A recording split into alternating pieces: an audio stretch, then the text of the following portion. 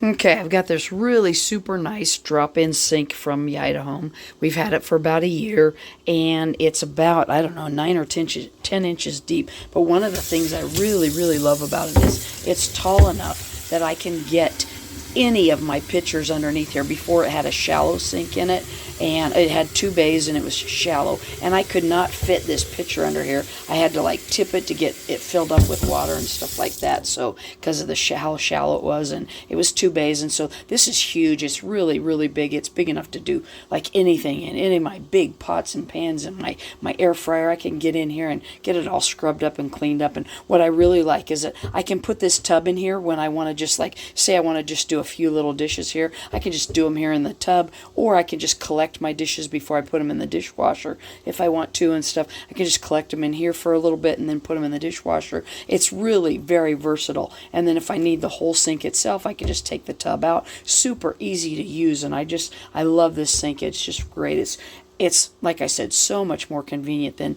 the one I had in here before. So we've been using it for a year. Love it. It drains really nicely because everything just flows right into the center there. So yeah, this has been great. We love it.